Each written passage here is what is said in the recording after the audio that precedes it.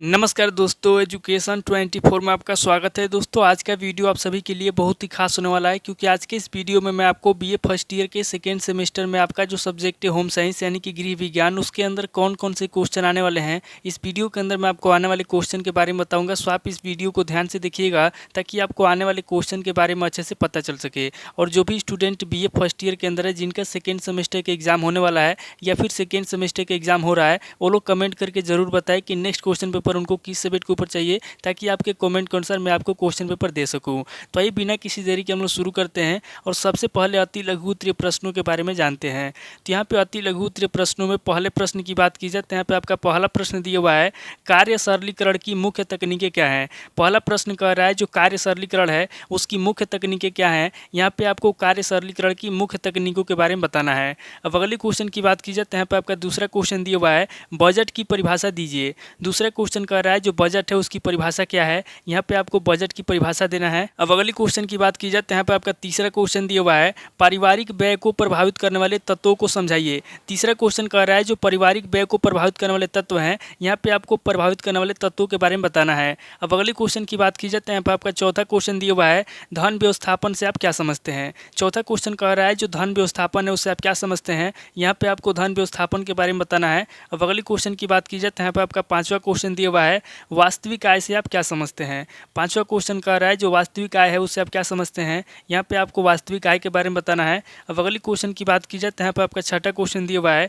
विश्राम काल से आप क्या समझते हैं। छठा क्वेश्चन कह रहा है कि विश्राम काल से आप क्या समझते हैं। यहाँ पे आपको विश्राम काल के बारे में बताना है। अब अगले क्वेश्चन की बात की जाए तो यहाँ पे आपका सातवां क्वेश्चन दिया हुआ है, पारिवारिक संगठन की अवस्थाओं को समझाइए। सातवां क्वेश्चन कह रहा है जो पारिवारिक संगठन है, यहाँ पे आपको पारिवारिक संगठन की अवस्थाओं के बारे में बताना है। अब अगले क्वेश्चन की बात की जाए तो यहाँ पे आपका आठवां क्वेश्चन दिया हुआ है, लक्ष्य का अर्थ स्पष्ट कीजिए। आठवां क्वेश्चन कह रहा है जो लक्ष्य है उसका क्या अर्थ है। यहाँ पे आपको लक्ष्य का अर्थ बताना है। अब अगले क्वेश्चन की बात की जाए तो यहाँ पे आपका नवा क्वेश्चन दिया हुआ है, आयोजन के महत्व का वर्णन कीजिए। नवा क्वेश्चन कह रहा है जो आयोजन है उसका क्या महत्व है। यहाँ पे आपको आयोजन का महत्व बताना है। अब अगले क्वेश्चन की बात की जाए तो यहाँ पे आपका 10वां क्वेश्चन दिया हुआ है, गृह प्रबंध से आप क्या समझते हैं। 10वां क्वेश्चन कह रहा है जो गृह प्रबंध है उससे आप क्या समझते हैं। यहाँ पे आपको गृह प्रबंध के बारे में बताना है। अब अगले क्वेश्चन की बात की जाए तो यहाँ पे आपका 11वां क्वेश्चन दिया हुआ है, सिलाई के क्या सिद्धांत है। 11वां क्वेश्चन कह रहा है जो सिलाई है उसके क्या सिद्धांत हैं। यहाँ पे आपको सिलाई के सिद्धांत बताना है। अब अगले क्वेश्चन की बात की जाए तो यहाँ पे आपका 12वां क्वेश्चन दिया हुआ है, कुछ फैंसी बुनाइयों के प्रकार लिखिए।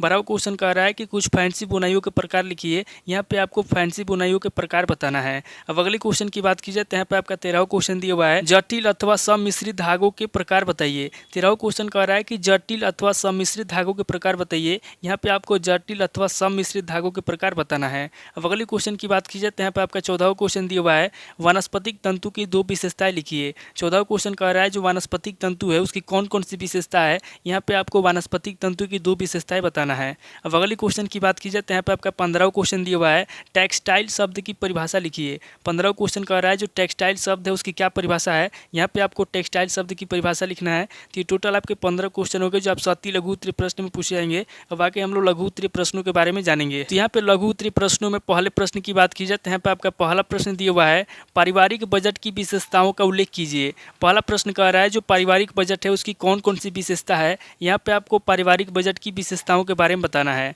अब अगले क्वेश्चन की बात की जाए तो यहाँ पे आपका दूसरा क्वेश्चन दिया हुआ है, विनियोग व बचत में अंतर समझाइए। दूसरा क्वेश्चन कह रहा है जो विनियोग है और जो बचत है इन दोनों में क्या अंतर है। यहाँ पे आपको विनियोग और बचत में अंतर बताना है। अब अगले क्वेश्चन की बात की जाए तो यहाँ पे आपका तीसरा क्वेश्चन दिया हुआ है, आयोजन के किन्हीं 5 चरणों का उल्लेख कीजिए। तीसरा क्वेश्चन कह रहा है जो आयोजन है उसके कौन कौन से चरण हैं। यहाँ पे आपको आयोजन के किन्हीं 5 चरणों के बारे में बताना है। अब अगले क्वेश्चन की बात की जाए तो यहाँ पे आपका चौथा क्वेश्चन दिया हुआ है, पैटर्न मेकिंग क्या होता है और पैटर्न बनाने के तरीके का संक्षिप्त वर्णन कीजिए। चौथा क्वेश्चन कह रहा है कि पैटर्न मेकिंग क्या होता है। यहाँ पे आपको सबसे पहले पैटर्न मेकिंग के बारे में बताना है, उसके बाद आगे आपको पैटर्न बनाने के तरीकों के संक्षिप्त वर्णन करना है। अब अगले क्वेश्चन की बात की जाए तो यहाँ पे आपका 5वां क्वेश्चन दिया हुआ है, धागों में ऐंठन के बारे में बताइए। 5वां क्वेश्चन कह रहा है जो धागों में ऐंठन होता है, यहाँ पे आपको धागों में ऐंठन के बारे में बताना है।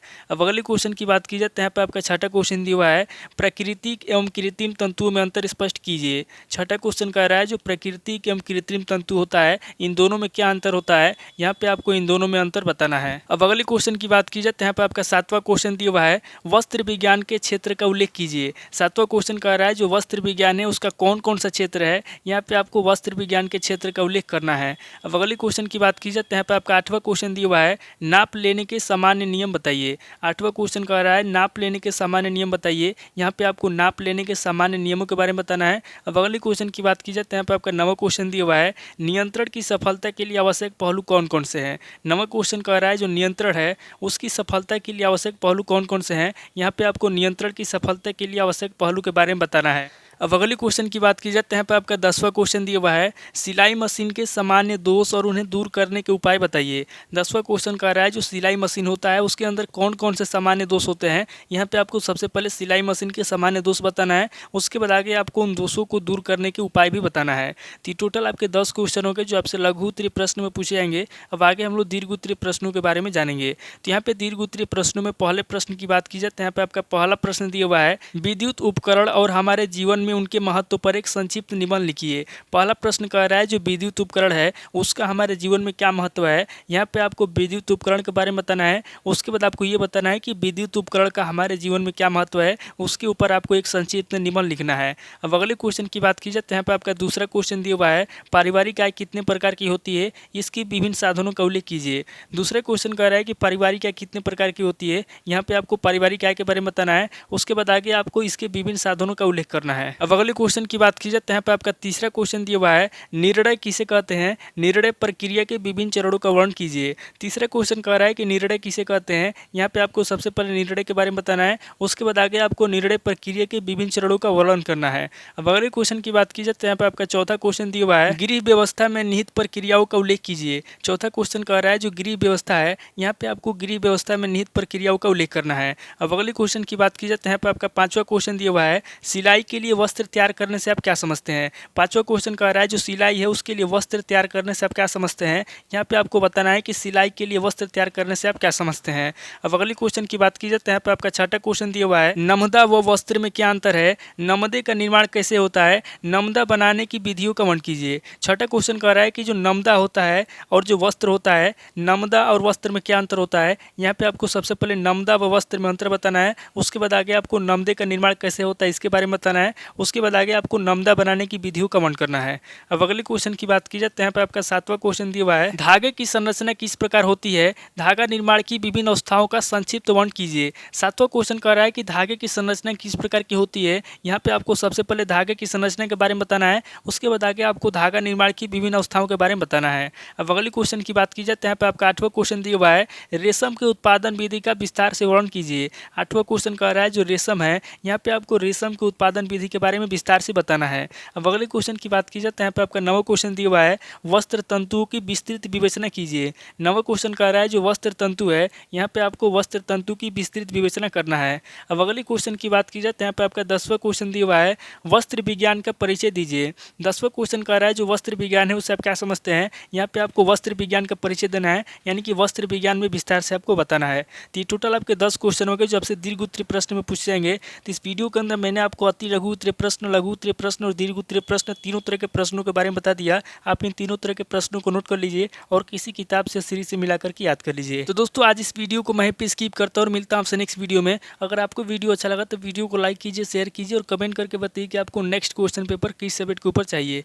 थैंक यू दोस्तों।